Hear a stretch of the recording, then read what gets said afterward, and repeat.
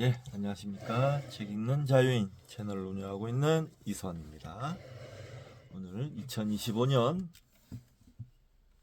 12월 27일, 지금 시각은 오후 8시 24분입니다. 지난 시간, 오늘 네 번째 시간인데요. 지난 시간 기독교 성서에 의해 제13장 아타나시우스의 부활절 메시지까지 중간까지 읽다가 잠깐 끊고 1시간이 지났거든요. 너무 길어지면 안 그래도 지루한 방송 더 지루해질 것 같아서 잠깐 끊었습니다. 자, 한 1시간 정도만 더 읽으면 끝날 것 같고, 오늘 토요일이니까 저는 또 소주 한잔 할 생각입니다.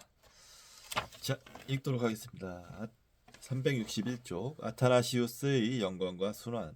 그러나 바로 이러한 화려한 아타나시우스의 승리 그 자체야말로 그의 생애의 수단이요 비극이었다.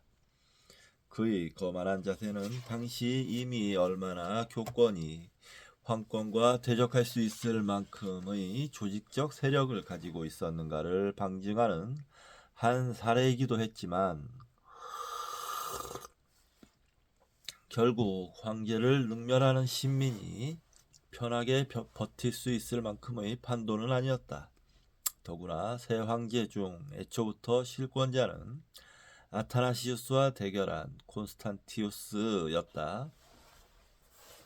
마청 콘스탄티노스 2세는 막내 동생 콘스탄스와의 영토 싸움을 벌이다가 불과 23세의 젊은 나이에 일찍 제거되고 만다. AD 340년 아타나시우스를 지원한 로마의 황제 콘스탄스도 10년 후 야만족 출신의 장수인 마그넨티우스에게 제거되고 만다. 콘스탄스는 피레네 산맥 기슭까지 도망쳐 왔는데 추격해온 기병대에 따라잡혔다. 황제는 따라잡히자마자 무참히 살해되었다. 그리고 시체는 들짐승의 먹이가 되도록 방치되었다. 이것이 아타나시우스를 알렉산드리아로 입성시킨 황제, 10년 동안이나 광대한 로마 제국의 3분의 2를 다스린 콘스탄스 황제의 최후였다. 그의 나이 30세였다. AD 350년 아리우스파를 적극 지지하는 콘스탄티우스 황제는 로마 제국 독존의 확고한 지위를 차지하게 되자 아타나시우스의 모욕적 행동을 감내할 길이 없었다. 콘스탄티우스는 집요하게 아타나시우스를 박해한다. 여기서부터 아타나시우스의 도발이길의 파란만장한 생애가 또다시 시작되지만, 결국 콘스탄티우스 황제는 그를 죽이는 데 실패한다. 기본의 다음과 같은 멘트는 로마 역사를 이해하는 데 매우 의미심장한 통찰이다. 인용입니다.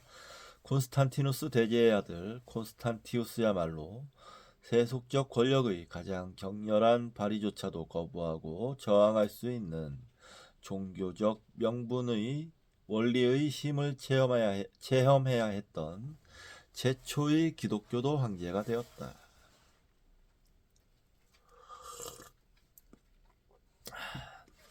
이교라는 말의 비극적 의미.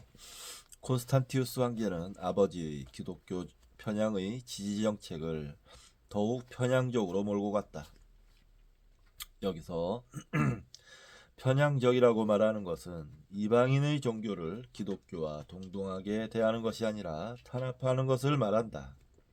사실 기독교적 가치관이 색으로 도배질된 후대의 관점에서 이 시대를 바라보면서 이방인이, 이교니 하는 말을 무의식적으로 사용하고 있지만, 사실 여기서 말하는 이교도라는 것은 천여 년에 걸친 우수한 헬라스 로마 문명 전체를 말하는 것이다.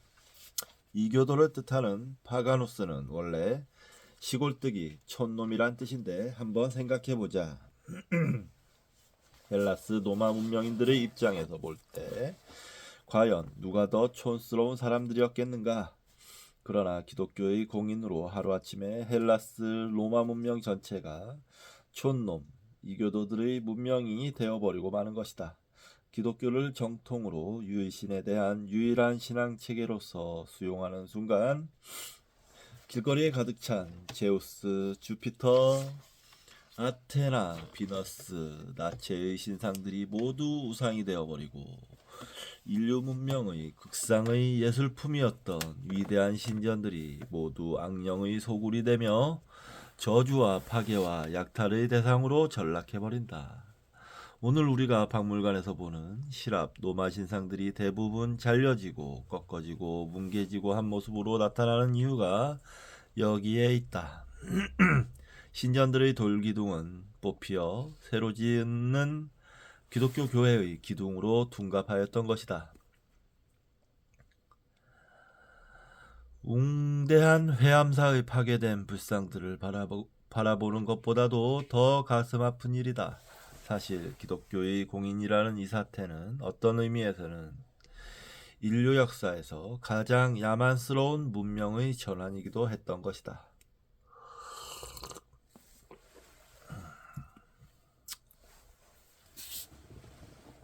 이론이죠. 그 강력했던 로마가 저 시골 촌구석의 유대인들이 심어놓은 종교의 씨앗으로 인해서 점령당하는 사태가 벌어진 겁니다. 배교자가 아닌 공평한 황제 율리아누스 콘스탄티우스의 뒤를 이은 황제는 바로 337년 콘스탄티누스 대제의 장례식에 참여한 모든 육친을 살해하는 대학살에서 6살이라서 너무 어렸기 때문에 차마 죽이지 못하고 가로 열고 이것도 역사의 우연이었겠지만 가로 닫고 살려두었던 대제의 막내 조카 콘스탄티우스의 사촌 동생 율리아누스였다. 그런데 오늘날 역사에서는 율리아누스 황제를 이야기할 때는 반드시 배교자 율리아누스라고 쓴다. 아포스타타라는 말은 기독교 신앙을 버렸다는 뜻이다. 그러나 율리아누스는 결코 배교자는 아니었다. 그는 콘스탄티누스 대제의 밀라노 칙령의 원래 정신으로만 돌아가고자 말했을 뿐이다. 오늘부터 기독교든 다른 어떤 종교든 관계없이 각자 원하는 종교를 믿고 거기에 수반되는 제의에 참가할 자유를 완전히 인정받는다. 기독교도에게 인정된 이 완전한 신앙의 자유는 다른 신을 믿는 자에게도 똑같이 인정되는 것은 말할 나위도 없다. 우리가 완전한 신앙의 자유를 인정하기로 결정한 것은 그것이 제국의 평화를 유지하는 데 효과적이라고 판단했기 때문이고 어떤 신이나 어떤 종교도 그 명예와 존엄성이 훼손당해서는 안 된다고 생각하기 때문이다.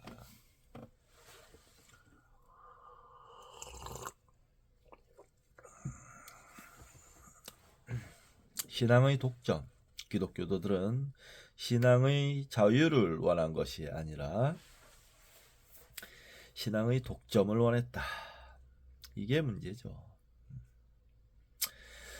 따라서 신앙의 자유를 공평하게 고려하는 황제에게는 배교자라는 이름을 붙였던 것이다.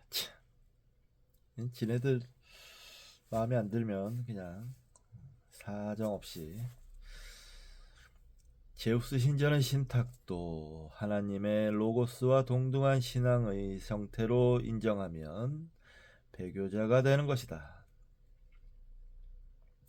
어린 율리아누스는 니코메디아에 살았던 외할머니 스라로 보내졌다. 니코메디아는 아리우스파들의 본거지 중의 하나였다. 율리아누스는 아리우스파 성직자들의 교육을 받았다. 그리고 마르도니우스라는 히랍 고전 문화에 정통한 노예가 그를 애지중지 길렀다. 마르도니우스는 율리아누스에게 호메로스와 헤시오도스와 핀다로스의 시를 암송케 했으며 고대 히랍 철학자들의 방대한 저술들을 계속 낭독해 주었다. 율리아누스는 어려서부터 엄격하고 결점이 없는 완벽하고 지배적인 기독교 유일신보다는 인간적이고 결점투성이인 그리스 신들과 장난치고 놀면서 성장했던 것이다. 율리아누스는 그리스 철학의 학도로서 자처했으며 헬라스의 사병과 문학의 세계에서 신유하는데 더 없는 기쁨을 느끼고 산 순수한 인간이었다.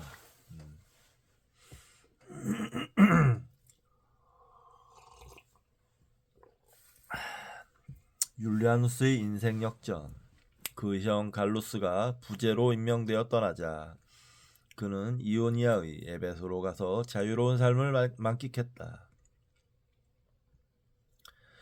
그런데 얼마 안 있어 친형 갈루스 부제는 코스탄티우스에게 손을 뒤로 결박당하고 무릎 꿇는 자세로 목이 잘렸다.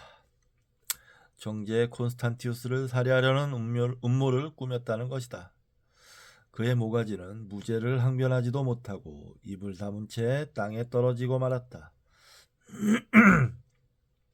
율리아누스는 콘스탄티우스에 의해 밀라노로 호출되었다. 율리아누스는 콘스탄티우스에게 살살 빌었다. 자기는 오직 철학 공부하는 것만이 삶의 기쁨이며 정치에는 아무런 관심이 없다고 살살 빌었다. 그리고 아테네에서 철학을 공부하는 것을 허락해달라고 간청했다. 그래서 그는 아테네로 유학을 갔다. 그리고 철학의 본고장의 유적들을 바라보면서 탈레스로부터 소크라테스에 거쳐 아리스토텔레스에 이르는 보이지 않는 지적 유산의 향기를 흠뻑 만끽했다. 그러나 반년 후 355년 11월 콘스탄티우스는 그를 다시 밀라노로 불러 카이사르에 임명한다. 부제가 된 것이다. 그리고 24세의 그를 고을 지방의 전쟁 사령관으로 보낸다. 그를 제거시키기 위한 심산이었을 것이다.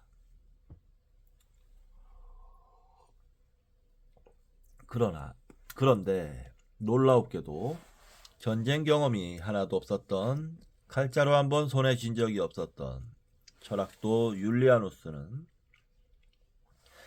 탁월한 전략가로 변모하면서 모든 전투를 성공적으로 이끌었고 스트라스부르 전투에서 대승하여 라인강 유역을 완전히 장악한다. 역사가들은 설명키 어려운 변신이라고 말하지만 전쟁도 결국 인술이며 인술이다. 앞에 이는 사람인을 썼고요. 뒤에 이는 어질인을 썼습니다. 용인의 지혜와 부하를 아끼는 인한 마음이 있으면 나머지는 베테랑들이 다 해결한다. 더구나 율리아누스는 냉철한 철학적 이성의 소유자였다.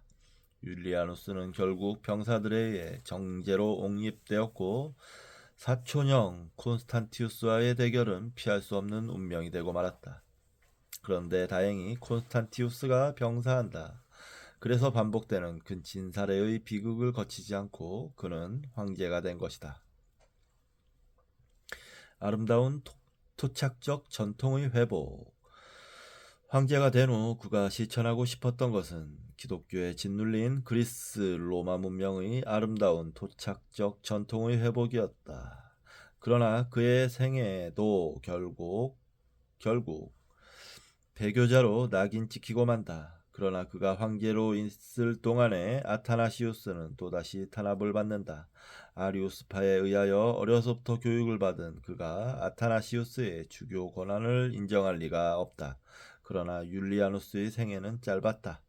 페르시아 영토를 탈환하여 로마의 위세를 다시 한번 과시하고자 했던 전투에서 현재의 바그다드 아래에 있는 크데시폰 전투에서 퇴각하던 중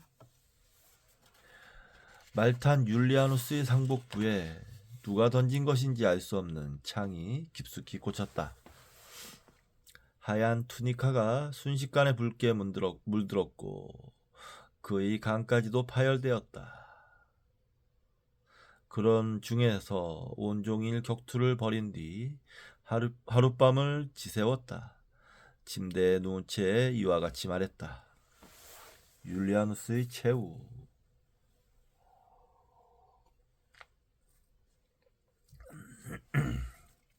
나도 인생에 작별을 구할 때가 온 것 같소. 나는 항상 나에게 생명을 준 위대한 자연에 보답하기를 바라고 있었기 때문에 자연으로 돌아가게 된 것을 기쁘게 생각하오. 현세에서 업적을 쌓은 사람에게 신들이 주는 마지막 보상이 죽음이라고 내가 배운 철학은 말하고 있어. 나는 지금까지 해온 일들을 하나도 후회하지 않소. 남을 살해하지도 않고 비열한 짓을 하지 않는 것을 기쁘게 생각하오. 세간에서 격리되어 있었던 시기에도 그 후 권력을 혼자 독점한 시기에도 나 자신에게 충실하게 내 생각을 배신하지 않고 살아온 것은 마찬가지였소. 나의 정치의 결과가 항상 좋지만은 않았다는 것을 인정할 수밖에 없지만 인간세에서 결과가 좋으면 신들이 도와준 덕분이고 결과가 나쁘면 인간의 잘못으로 돌리는 것은 문제가 있어. 후임자 문제는 그대들 자신의 양식에 맡기겠소. 단지 로마 제국의 사람들이 내 후임자의 치하에서 안전하고 행복하게 살 수 있기를 바라는 것뿐이요. 그는 찬물을 마시고 싶다고 말했다. 율리아누스는 하인이 가져온 연보라색 유리그릇에 담긴 물을 한 모금 마시고 조용히 숨을 거두었다. AD 363년 6월 26일 자정경이었다. 31년 7개월의 생애, 율리아누스 황제의 재위 기간이 19개월이 아니라 19년만 되었어도 로마의 운명, 아니 세계사의 운명이 바뀌었으리라. 참으로 안타까운 좌절이었다. 그는 일신교의 폐해를 자각한 유일한 황제였다. 이 사람의 이 율리아누스라는 황제의 마지막 이 유언을 봐도 인품이 참 훌륭하고 배움의 깊이가 깊은 것 같다라는 생각이 드는데 참 안타깝네요. 고작 19개월이라니.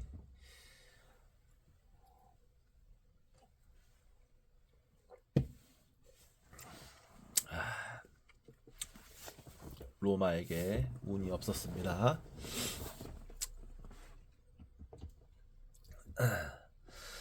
예수님의 말씀과 인간의 언어, 아타나시우스파와 아리우스파의 대결, 그리고 오늘날의 우리가 알고 있는 성경의 모습을 비로소 확정지은 아타나시우스의 27서 정경의 출현, 이러한 문제를 단순한 종교 교리상의 문제로 기속시킬 수는 없다. 그 배면에서 진행되고 있는 인간들의 생활상과 역사의 하부구조, 경제사적 토대와 같은 매우 착실한 기반으로부터 분석해 들어가는 것이 타당하다. 한국의 독자들은 나의 역사서술 방식이 약간 기독교 정통론에 대한 반감을 가지고 있다고 지적할지도 모르겠다. 나는 어떠한 경우에도 역사의 흐름에 대해 나의 주관적 포평의 절대성을 강요하지는 않는다. 내가 비록 안타까움을 표현할지라도 독자들에게 그것이 강요되고 있는 것은 아니다. 클레오파트라의 코는 무의미하다. 내가 지나간 역사에 대해 세우고 싶어하는 가설대로 역사가 흘러갔다면 인간의 역사는 재미가 없는 것이 되고 말 것이다. 부정적인 방향이든 긍정적인 방향이든 그 주어진 역사의 모든 성세와 시비를 극복해가는 것은 당대 역사의 담임자들이며 민중이다.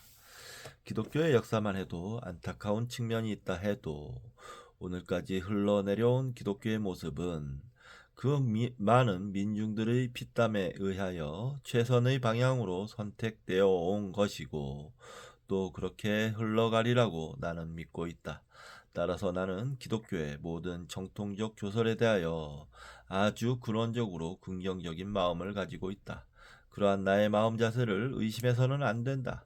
그러나 내가 반복해서 말하는 것은 하나님의 말씀과 예수님의 말씀에 대한 사실을 직시해야 한다는 것이다. 그 사실은 인간의 역사와 얽혀 있으며 인간의 언어 속에 1차적으로 내재한다는 것이다. 우리는 어떠한 경우에도 인간의 언어와 하나님의 언어를 혼동해서는 아니 된다. 우리가 지금 탐색하고자 하는 것은 어디까지나 하나님의 언어이다. 그것은 오직 인간의 언어와 역사의 사실을 밝힘으로써만 접근될 수 있는 것이다. 인간의 언어에 대해서는 오늘날 매우 날카롭고 다양한 관점의 메스를 가하기를 주저해서는 아니 되는 것이다.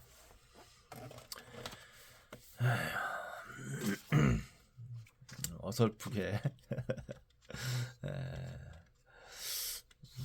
변명을 하고 계시지만 정통 기독교인들에게는 불편한 얘기들이죠. 아무래도 인정할 수밖에 없죠. 자, 순교는 공포 아닌 영광. 콘스탄티누스 대제의 기독교 공인은 기독교 신앙의 자유라는 어떠한 사상 자유를 선포하는 사건이 아니다. 박해를 하던 대상을 하루아침에 숭배의 대상으로 돌변시키는 데는 그 나름대로의 충분한 하부구조적 이유가 있을 것이다. 우선 박해로서는 기독교를 제압할 길이 없었다. 왜냐하면 순교는 초기 기독교인들에게는 전혀 공포의 대상이 아니었기 때문이다. 광신자들은 삶에 대한 증오심이 있었다. 그들은 종종 도로상에서 여행자들을 멈춰 세우고 자기들을 죽여 순교자로 만들어달라고 부탁하면서 부탁을 들어주면 살해금을 주고 거절하면 당장 죽여버리겠다고 협박하곤 했다. 그런가 하면 어떤 사람들은 정해진 날에 절벽 위에서 몸을 던져 자살하고 했다. 자살했다. 로마의 지배자들은 기독교도들을 처형할 때는 몰래 해야 했다. 공개 처형은 더 많은 순교자를 불러일으켜 오히려 기독교를 열화와 같이 번창시킬 뿐이었다. 막무가내 뭐 종말과 재림과 종말을 믿는 사람들이니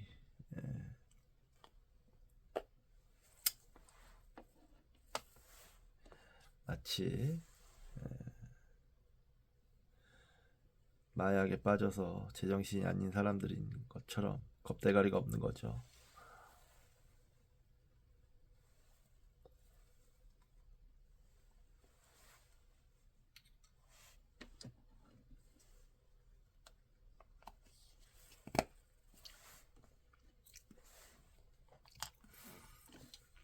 이렇게 미친 사람들은 상대할 방법이 없습니다. 또 그게 기독교가 유럽을 정복하는 힘이 됐던 것도 사실이고요. 참 그렇습니다. 시랍 신전의 성격, 전업 성직자의 부재, 기독교를 이교 신앙과 구분지우는 가장 획기적 사실은 전문적 성직자의 존재였다. 다시 말해서 오직 성직에만 전념하는 전업 클래스의 존재였다. 헬라스 종교에는 이러한 전업 성직자 계급이 존재하지 않았다. 시랍의 신전이라는 것은 문자 그대로 신이 거하는 전당이었으며 그 속에 사람이 들어가서 예배하는 곳이 아니었다. 시랍의 신전이란 인간들의 예배 장소가 아닌 신의 거처였다. 신들은 반드시 폴리스와 일체를 이룬다. 신전은 대개 폴리스의 중심에 있는 아고라나 아크로폴리스에 위치하고 있으며 그것은 폴리스 시민의 공동 소유였다. 그 신전에 거하는 신은 대개 폴리스의 수호신이었으며 물론 폴리스마다 다양한 신을 모시고 있었다. 예배란 개념은 따로 없고 시생의 제식만 있었는데 그 제식은 원칙적으로 시민이면 누구든지 거행할 수 있었다. 그 시생 제식은 신전 주변의 돌무덤의 제단 위에서 행하였다. 가축을 사용하는데 머리에 리본을 달아 관을 씌우고 앞에 가게 하고 피리를 불면서 행렬이 이어졌다. 제단에 도착하면 주변에 물을 뿌리고 또 보리씨를 뿌린다. 그리고 난 후 가축의 목을 지켜 올리고 마카이라라는 칼로 목을 쭉 찢어 피를 내고 간을 꺼내어 신에게 보인다. 펄떡이는 간을 보고 신이 제물을 용납하셨다고 인정되면 가축을 도살하여 긴 뼈를 발라서 제단에 바치는데 하얀 지방질로 덮고 그 위에 향초나 후추 같은 것을 뿌린다. 그리고 태워서 그 향내나는 연기가 하늘로 오르게 하여 신이 흠양케 하는 것이다. 그리고 나머지 살을 솥에 삶아 맛있게 요리하여 제식에 참여한 모든 사람들이 같은 분량으로 나누어 먹는다. 남은 분량이 있으면 동네로 가져가서 이웃에게 나누어 준다. 이때 혓바닥은 제일 중요한 사람이 먹고 피혁은 제사를 주관한 사람이 갖는다. 이렇게 하여 신과 인간이 같이 즐기는 것이다. 글쎄 즐긴다고 표현을 했지만 아무래도 야만적이라는 건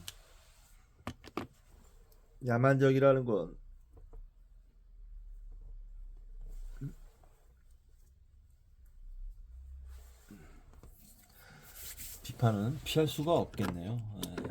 희생제의라는 거는 그러니까 그 고등 종교로 올라갈수록 없어집니다.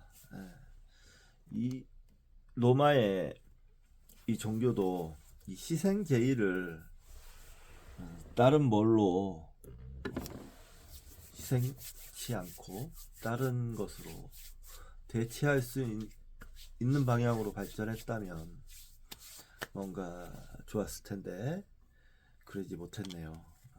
그럼으로써 아무래도 사람들 마음속 깊이 거부감이 있었을 것 같아요. 희생제의 동물 잡는 게 말은 이렇게 쉽게 했지만 그게 아름다웠겠습니까? 동물 목을 따는데 그냥 동물은 날뛰고 피가 철철 흘러내리고 또 잔인하게 간을 꺼내서 펄떡펄떡 뛰고 하는 모습을 보이고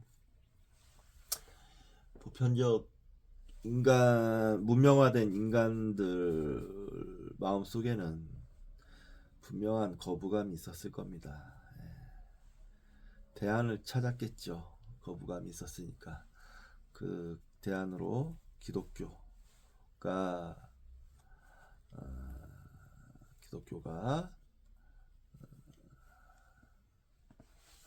대안으로 나타난 것이고 기독교에서는 희생제의를 없으니까 평화와 사랑을 강조하는 예수님의 기본 가르침이 그러하니 잘만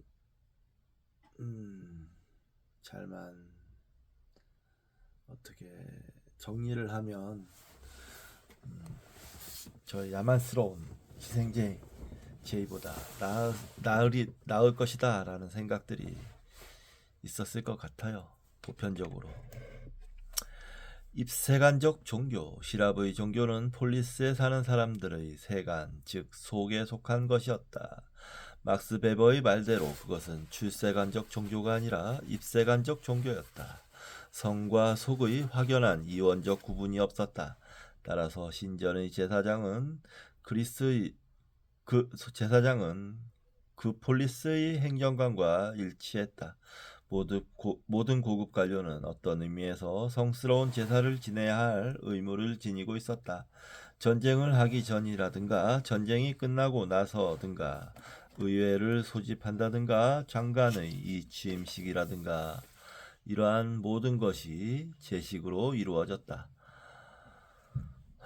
폴리스라는 사회를 화합적으로 작동시키는 모든 제스처가 이런 종교적 제식이었다. 이러한 종교는 실상 정치적이었다. 그것은 정치 종교였다. 따라서 정치가 제대로 작동하지 않고 사회의 결속력이 없어지면 신전은 폐허가 되고 만다.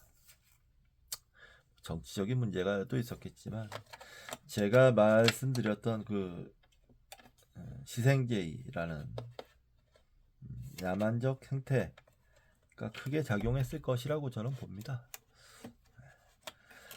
전업 성직자 계급의 발전, 기독교. 그런데 비해서 기독교는 유대교의 제사장 전통과 그것을 민중화시킨 바리새인들의 시나고그 랍비 전통을 계승하고 또 예수의 12사도의 상징적 권능에 따라 초기부터 감독, 가로 열고 주교, 가로 닫고 장로, 집사들이 있었고 곧 이들은 전문적 성직자 계급으로 발전해 갔다.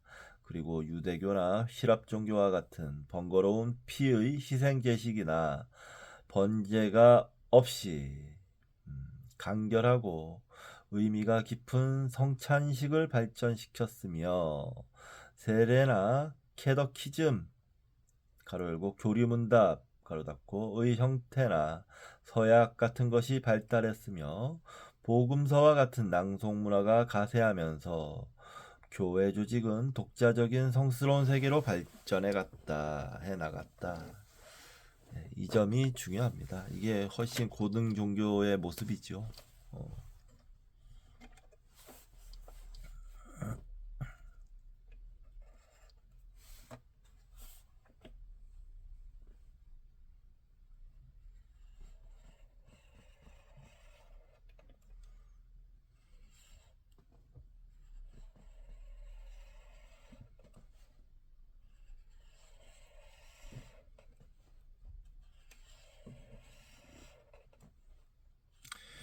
성스럽다고 표현했는데 성스러울 뿐 아니라 평화적이죠. 평화적이고 교양 있고요. 동물을 찢어 죽이는 것보다 훨씬 교양 있죠. 성스러움을 추구하는 사람들이 그런 희생제보다는 이런 점잖은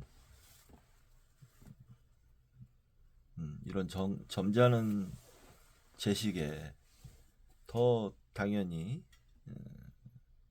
마음이 가죠. 선택하게 되고. 그리고 성스럽게 규정된 안식일이라고 하는 주기적 모임의 형태는 기독교인의 사회적, 경제적 기반에도 크게 도움을 주었다. 일주일에 한 번의 휴식이라고 하는 이 제도는 농경사회에서 일하는 인간과 가축에게 온전한 휴식을 제공했다. 이 점도 중요했겠네요. 콘스탄티누스의 기독교 공인의 가장 중요한 내용은 바로 성직자를 전업화시키고 그들에게 특별한 권세를 부여함으로써 그들 중심으로 로마 사회의 결속력과 정신적 일체감을 재건하려고 했던 것이다. 이로부터 기독교는 로마라는 정치 권력의 파트너가 된 것이다. 이 파트너십이야말로 기독교 제국의 기초였다. 이 하르모니아의 기초는 비잔틴 제국 4에서 15세기로부터 시작하여 8에서 9세기 카를링 왕조를 거쳐 신성 로마 제국으로 이어졌는데 그것은 나폴레옹이 1806년에 해체시킬 때까지 존속하였던 것이다.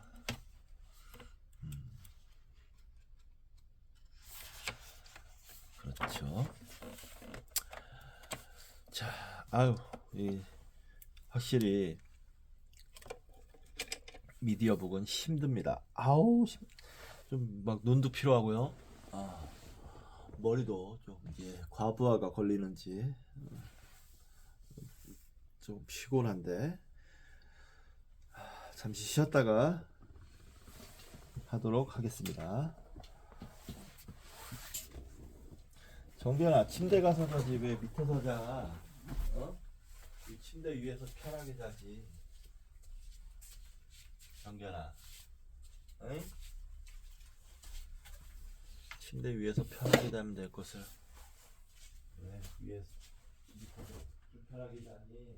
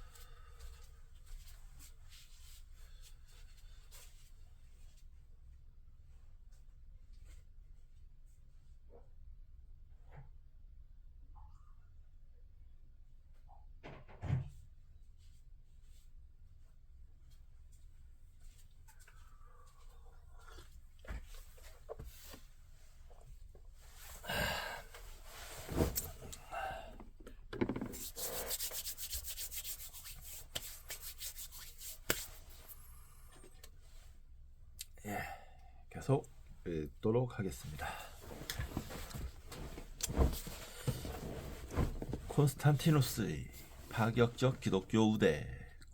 콘스탄티누스는 우선 밀라노 칙령을 통하여 기독교를 공인하는 동시에 탄압시대에 몰수한 교회 재산의 반환을 명령하고 거기에 필요한 보상은 국가가 하기로 명령했다. 그는 곧 정책 제2탄을 내놓았는데 그것은 참으로 파격적이면서도 로마의 법 전통으로 볼 때 있을 수 없는 처사였다. 그는 황제의 전 재산을 로마에 기증하였던 것이다. 제정으로 이행한 지 300년이 지난 당시의 황제 소유의 농경지는 어마어마했다. 로마 황제는 로마 제국의 최대의 지주였다. 다시 말해 하루아침에 기독교는 로마 제국의 최대의 지주가 된 것이다. 다음, 콘스탄티누스는 성직자의 모든 공무를 면제해 주었다. 그는 이와 같이 말했다. 성직자는 번거롭게 다른 임무에 신경 쓰지 않고 오로지 성스러운 임무에만 전념해야 한다. 그것이 국가에 헤아릴 수 없이 큰 이바지가 된다. 이렇게 모든 국가의 부역으로부터 면제가 되면 로마 사회의 중간층에 속하는 사람들, 그 중에서도 지적 수준이 높은 사람들이 교회로 가버리게 된다. 이렇게 되면 로마 사회의 중산층 계급은 점점 더 괴멸되어 간다. 콘스탄티누스의 더 중요한 결정은 성직자에게 일체의 세금을 부과하지 않기로 결정한 것이다. 공무 면제, 세금 면제, 독신자에게 불리했던 원수정 시대의 세금 제도의 폐지로 진행된 역사의 방향은 지배의 도구로서의 기독교의 지능에 온 힘을 다하기로 결정한 콘스탄티누스에게는 하나의 당위였다. 시오노 나나미 로마인 이야기 14권 100쪽. 로마 사회의 붕괴, 이것만 해도 이미 너무도 가분하게 편파적인 결정인데도 불구하고 그의 아들 콘스탄티우스는 면세의 범위를 더욱 넓힌다. 아버지 시대에는 면세 대상자는 주교, 사제, 부제로 한정되어 교회 성직자 내부에 머물러 있었다. 그런데 콘스탄티우스는 교회의 고용인이나 교회 소유의 농지나 공장이나 상점에서 일하는 사람들까지도 납세자 명단에서 제외시켰다. 정견아, 이불을 왜? 나와.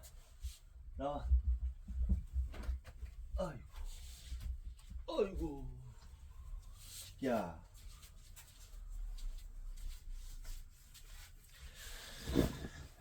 이래가지고 이거 국가가 돌아가겠습니까?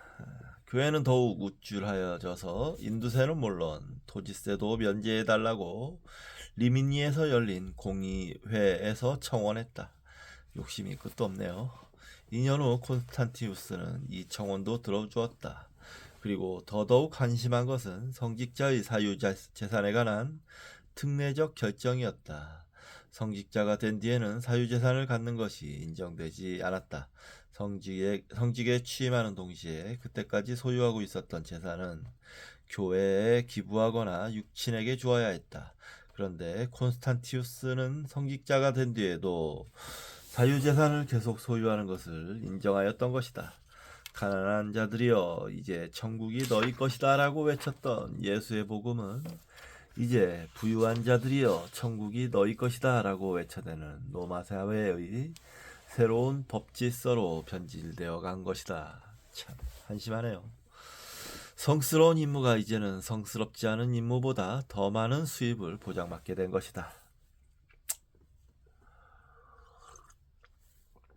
그리스 로마 신전 폐쇄 명령 뿐만 아니라 콘스탄티우스는 밤중에 산 제물을 바치는 것을 금지시켰고 나아가 낮에 거행되는 로마의 전래신들에게 바치는 모든 희생 제식도 금지시켰다. 3년 후에는 이 금지령을 위반하는 자는 사형에 처한다는 포고문을 발동시킨다. 그리고 우상숭배가 금지되었다. 최고신 제우스도 바다의 신 포세이돈도 지혜의 여신 아테네도 신격화된 카이사르나 아우구스투스는 우상으로 단죄되었고 예수 그리스도, 성모 마리아, 성 베드로, 천사는 숭배의 대상이 되었다. 우상 숭배 금지령에 이어 신전 폐쇄 명령이 내려졌다. 앞서 말했지만 이 신전은 그리스 로마의 종교를 의미했다. 신전 폐쇄는 신전 파괴로 진행되었다. 삼위일체 논쟁의 이권 실속. 항상 모든 조직은 외부로부터 탄압을 받을 때는 내부는 하나로 결속된다. 그러나 박해와 탄압이 사라지고 억압되었던 조직이 지배 조직으로 둔갑하면 내부 갈등이 격렬해지게 마련이다. 일제 강점 시대 때는 우리 민족은 독립을 위해 하나로 싸웠다. 그런데 해방이 이루어진 공간에서는 공동의 목적을 향해 한마음으로 싸우던 한민족이 좌우로 갈라져서 서로 물고 뜯고 싸웠다. 그리고 그것은 6.25라는 참혹한 동족 상잔의 전쟁으로 치달았다. 바로 아타나시우스파와 아리우스파의 삼위일체 논쟁이라는 것은 외면적 명목에 그치는 것이었고 그 실상은 새로 개편되어가는 교구를 놓고 주교들끼리 벌인 전쟁이었다. 이 전쟁에 동서 로마 황제들까지도 가담했어야 했다. 300여 년 동안 제야 생활을 해온 기독교가 이제 집권 여당이 되면서 세력 판도를 어떻게 조정할 것인가를 놓고 싸우는 내분의 한 표출이었던 것이다. 아리우스는 대체적으로 동방 기독교의 포용적 자세를 대변했고 아타나시우스는 로마 가톨릭 교회의 정통적 입장을 대변하면서 알렉산드리아 교구를 동방 교구의 지배권에서 분리시키려고 노력했던 것이다.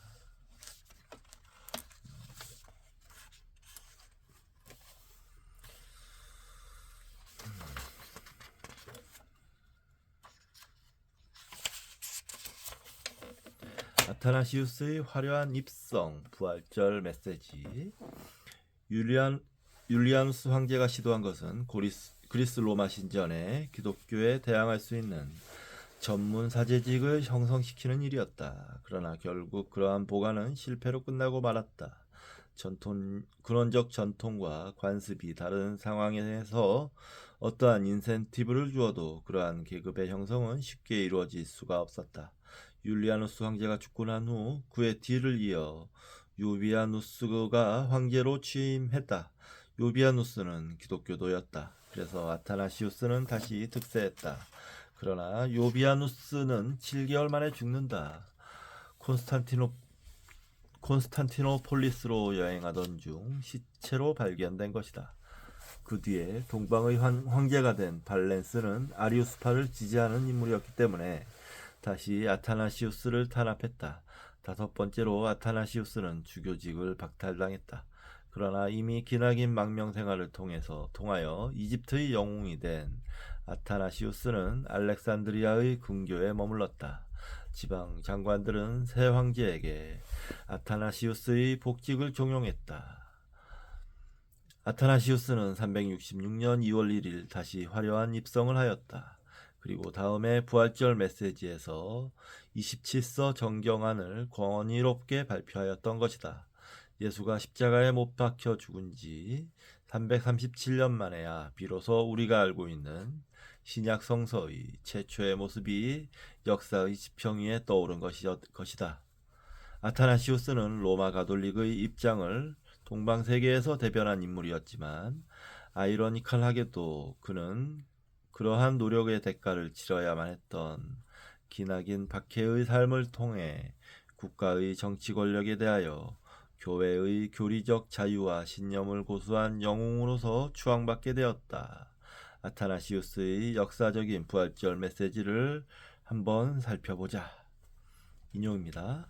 많은 사람들이 외경적이라고 규정 지을 수 있는 책들을 가지고 근사하게 장난질을 쳐서 하나님의 영감을 받는 성서와 혼동시키고 있기 때문에 나는 여러분들에게 하나님의 것으로 간증되고 우리에게 전승되어 온 정경, 더 캐논, 정경 속에 들어갈 수 있는 책들의 목록을 제시하는 것이 매우 중요하다고 생각하게 되었다. 그리고 그는 구약의 목록을 전부 제시한 후 다음과 같이 말하였다. 이제 또다시 여러분에게 신약의 책들을 열거하여 말하는 것이 결코 지루한 이야기는 아닐 것이다. 우선 4개의 복음서가 있는데 그것은 마태, 마가, 누가, 요한에 의한 것이다. 그 다음으로 사도행전이 있고 또 가톨릭이라 부를 수 있는 7개의 서한이 있다. 그 7개는 야고보의 편지 하나, 베드로의 편지 2, 요한의 편지 3, 그리고 유다의 편지 하나이다. 이에 덧붙여 바울의 14서한이 있다. 다음 순서대로 쓰여진 것이다. 제일 먼저가 로마 사람들에게 보낸 편지이다. 다음으로 고린도 사람들에게 보낸 2편지가 있다. 이 2편지 다음에 갈라디아 사람들에게 보낸 편지가 있다. 다음에 에베소 사람들에게, 다음에 빌립보 사람들에게, 그 다음에 골로새 사람들에게 보낸 편지가 있다. 이것들 다음에 데살로니카 사람들에게 보낸 2개의 편지가 있고 히브리 사람들에게 보낸 편지가 있다. 그것들 다음에 디모데에게 보낸 2개의 편지, 디도에게 보낸 하나의 편지, 그리고 마지막으로 빌레몬에게 보낸 편지가 있다. 그리고 이 모든 것 이외로 요한계시록이 있다.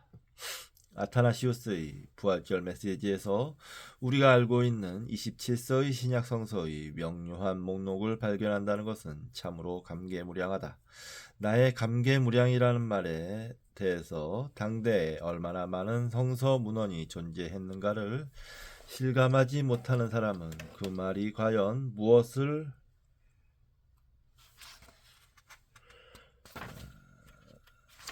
의미하는지를 모를 것이다.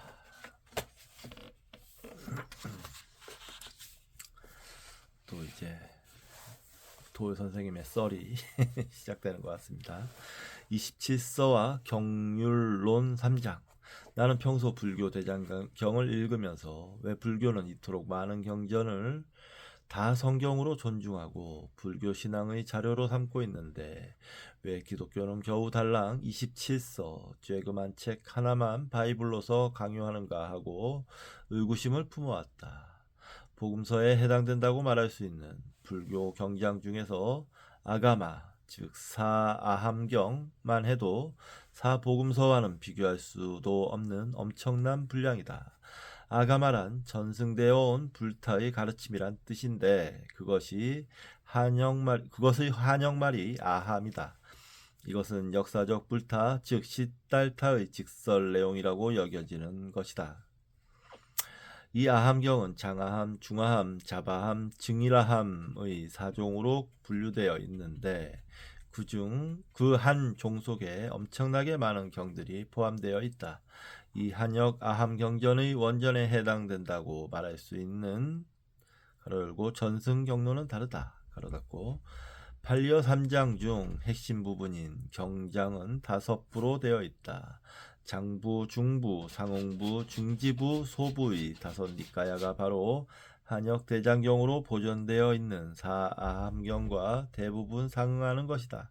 아함뿐 아니라 붓다가 승가를 유지하면서 생겨나는 여러가지 규칙이나 계율에 관하여 설파한 말씀을 모아놓은 것이 율장인데 이 율장 속에도 부처님의 생애와 초기 승단의 모습에 관한 생생한 원시 자료들이 잘 보존되어 있다. 그리고 붓다의 법에 대한 주석이나 설명 논설을 아비달마라 하는데 이것은 좀 후대의 부파 불교 시대에 성립한 것이며 이것을 논장이라 한다. 그러니까 경장, 율장, 논장을 합쳐서 3장이라 하고 이 3장을 트리피타카 즉 대장경이라고 부르는 것이다. 이 한우 충동하는 대장경을 보면 27서 기독교 성서의 왜소함을 느끼지만 여기서 우리가 주목해야 할 것은 초기 불교나 초기 기독교나 경전의 양으로 말하자면 다 비슷한 상황이었지만 그 결집 방식이 달랐을 뿐이었다는 매우 기초적인 역사적 사실에 관한 것이다. 불교는 유의신에 대한 신앙이 중요했던 것이 아니라 어떻게 인간이 속세의 영역에 대한 집착으로부터 벗어나느냐 하는 해탈에 관심이 있었기 때문에 그 교설 자체가 인간 내면의 심리 탐구에 집중해 있어서 그다지 정통 이단의 문제에 신경을 쓸 필요가 없었다. 물론 시달타와 동시대에 간지스강 유역의 마가다 지역을 중심으로 활약한 다양한 자유로운 사상가들이 있었고 그들을 총칭하여 육사외도라고 부르고 있지만 이 육사외도의 사상도 상당 부분 암경 내에 편집되어 있다. 그리고 이들을 외도로 규정하는 불교의 입장은 결코 정치 권력과 결탁된 것은 아니었다. 불교가 경전을 편집한 태도는 어떻게 하면 다양한 생각의 갈래들을 한 군데로 모아서 그것이 결국 하나의 진리를 드러내기 위한 방편에 불과하다는 것을 입증하려는 것이다. 따라서 부다의 가르침에 관한 모든 전승을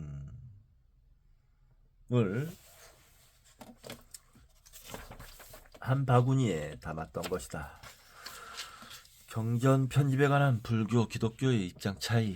만약 기독교가 이러한 경전 편집 태도를 가지고 있었다면 기독교의 경정 역시 대장경 이상의 분량으로 늘어났을 것이다. 아타나시우스 당대까지 300여 년에 이르는 동안 축적된 경서의 양은 불교의 아가마 전승 못지않은 것이었다. 예를 들면 유다서 같은 것은 편지 제일 첫머리에 예수 그리스도의 종이며 야고보의 동생인 나 유다가 이 편지를 씁니다 라는 한마디 때문에 27서에 편입된 것이다. 유다는 물론 12사도 중의 한 사람도 아니다. 그렇다면 유다는 누구인가? 야고보의 동생으로서 유다의 이름을 가질 수 있는 사람은 예수의 동생밖에는 없었다. 그러니까 이 편지는 예수의 동생이 썼다는 이유로, 즉 예수 가족주의적 권위의식의 편견 때문에 27서 안에 포함되는 행운을 얻은 것이다. 이름을 걸려면 아예 이렇게 센 이름을 거는 것이 행운을 잡는 길일까 생각해보자. 예수의 동생이라면 갈릴리 나사렛에서 토박이로 큰 사람이며 오직 아람어만 했을 아주 촌사람인데 어떻게 이렇게 유창하고 절제 있고 구성진 히라버 문장의 편지를 쓸 수 있단 말인가. 그리고 편지 내용 자체가 기성교회 체제를 어지럽히는 외부로부터 침입한 카리스마틱한 교사들의 도덕적 해이와 사기성 그리고 반성령적인 분열주의를 폭로하는 강렬한 아폴로지의 작품이며 지필연대도 영지주의나 기타 이도교적 교설이 팽배하기 시작한 2세기 초 이상으로 거슬러 올라갈 수가 없다. 야고보의 동생이라고 말하는 것으로 보아 예루살렘 교회의 정통주의를 고수하려는 어떤 유대인 기독교도에 의하여 쓰여진 것이다. 논지가 매우 철저하게 유대인적인 발상을 틀을 가지고 있다. 27서의 장르는 복음서가 되었고 사도행전이라는 역사서가 있고 바울의 편지가 있고 바울 외의 사도의 편지가 있고 또 사도 외의 중요한 교회 리더들의 편지가 있고 또 묵시 문학적 판타지가 있다. 그렇다면 이러한 27서 장르에 기어 들어올 수 있는 편지나 역사서나 판타지 문학이나 복음서 전기 문학은 300여 년 동안 축적된 분량으로 말하자면 불교의 초기 경전보다 훨씬 많다. 불교의 초기 경전은 오히려 신도들 자체끼리의 편지 같은 것은 아가마로 생각지 않았다. 결집 아닌 전집. 그러니까 기독교의 정경화 과정은 4세기에 걸쳐 꾸준하게 진행되어 온 것이며 그것은 오로지 이단을 배제하려는 배척의 과정이었으며 결집이 아닌 전집의 과정이었다. 아타나시우스의 367년 부활절 메시지에 최초로 명료하게 나타난 정경적인 것과 외경적인 것의 분별은 매우 중요한 의미를 갖춘다. 다시 말해서 367년 이전의 초기 기독교 문헌에 대해서는 우리는 외경이라는 말을 사용해서는 아니 된다는 것이다. 외경은 오직 정경이 있기 때문에 생겨나는 규정이다. 정경이 확정되는 순간 이전에는 그것은 모두 동일한 경전이었다. 올림픽에서 메달이 확정되는 순간까지 모든 선수가 동일한 메달리스트 후보인 것이다. 카논의 의미. 정경이라는 말의 카논은 무엇을 재는 자막대기라는 뜻인데 그것은 성경과 동의어로 쓰이는 말이다. 보통 우리가 외경의 뜻으로 쓰는 아포크리파는 숨겨진 것, 비밀스러운 것이라는 뜻인데 사실 이 말은 정확하지 못하다. 오늘날 우리가 말하는 대부분의 외경이 숨겨져 있는 것은 아니기 때문이다. 사실 외경이라는 뜻의 실제적 의미는 27서에 끼지 못한 동일한 자격을 지닌 문헌이라는 뜻이다. 아포크리파보다는 휴데피그리파라는 개념이 사용되기도 하나 여기에 또다시 위의 개념이 게재되므로 역시 적합하지 못하다. 정경과 위경의 기준으로서 아타나시우스는 신적인 영감에 의한이라는 표현을 썼고 그 이전에 알렉산드리아의 주요 사상가였던 오리겐 AD 185년에서 254년은 전 세계의 교회에서 보편적으로 받아들이고 있는 이라는 기준을 세웠다. 일반적으로 정경화 과정을 지배한 기준을 대별하면 1. 사도 저작성 2. 신앙의 잣대 3. 교회의 일치된 의견으로 요약될 수 있다. 우리의 논의를 다시 한번 회고하면서 요약해보자.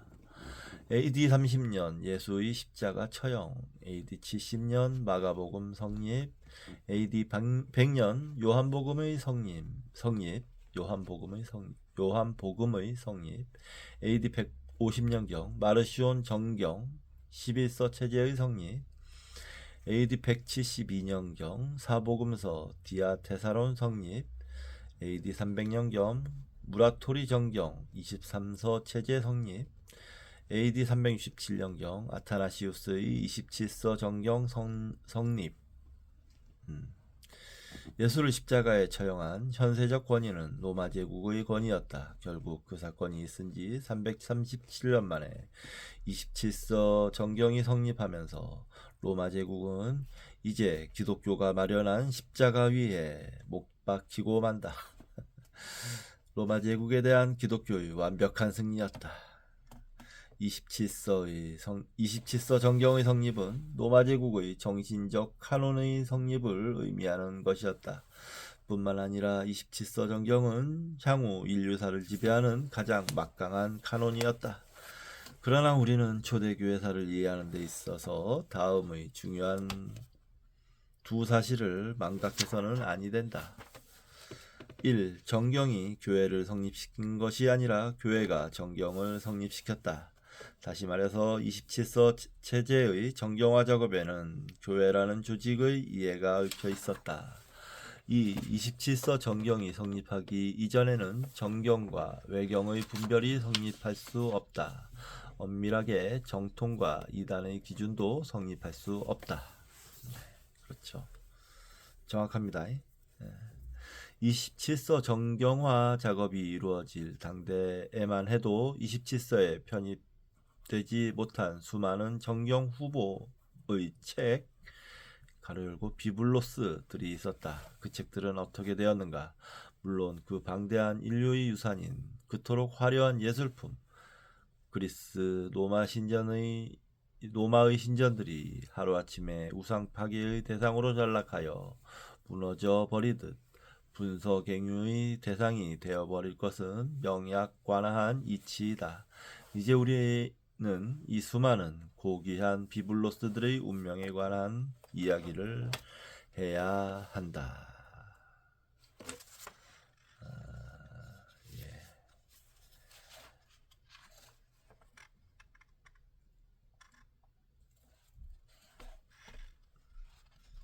잘 읽었습니다. 예, 이제는 이 책의 막바지로 접어들었습니다.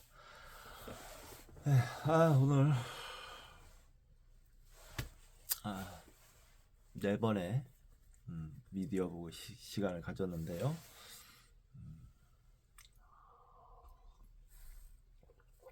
운동도 하고 열심히 공부도 하고 낮에는 낮잠도 자고